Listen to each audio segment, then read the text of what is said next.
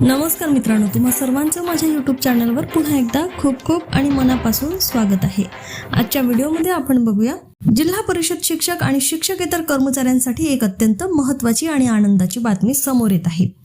महाराष्ट्र शासनाच्या प्राथमिक शिक्षण संचालनालयाने 22 जून 2026 रोजी एक अत्यंत महत्त्वाचे अधिकृत ज्ञापन प्रसिद्ध केलेले आहे।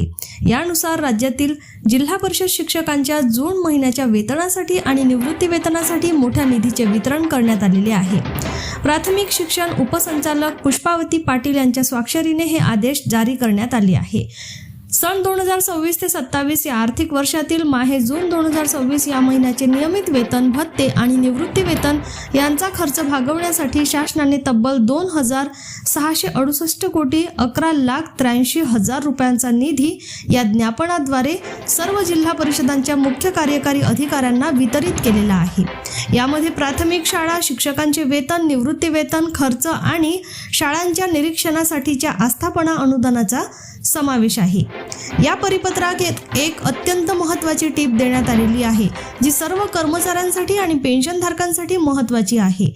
या निधीमधून केवळ जून महिन्याचे नियमित वेतन आणि निवृत्ती वेतन तर दिले जाईलच, पण त्यासोबतच वित्त विभागाच्या 18 मे 2026 रोजीच्या शासन निर्णयानुसार देय असलेला महागाई भत्ता, थकबाकी फरक जर अदा करायचा राहिला असेल तर तो तातडीने देण्याचे आदेश देण्यात आलेले आहेत।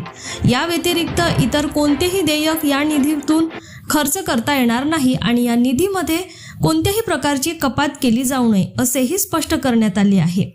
जर आपण जिल्हावार किंवा विभागवार वितरणाचा विचार केला तर संपूर्ण महाराष्ट्र राज्यासाठी एकूण 19,07,96,000 पेक्षा जास्त रक्कम म्हणजेच कोट्यवधी रुपयांचा निधी थेट संगणक वितरण प्रणालीवर वर्ग करण्यात आला आहे।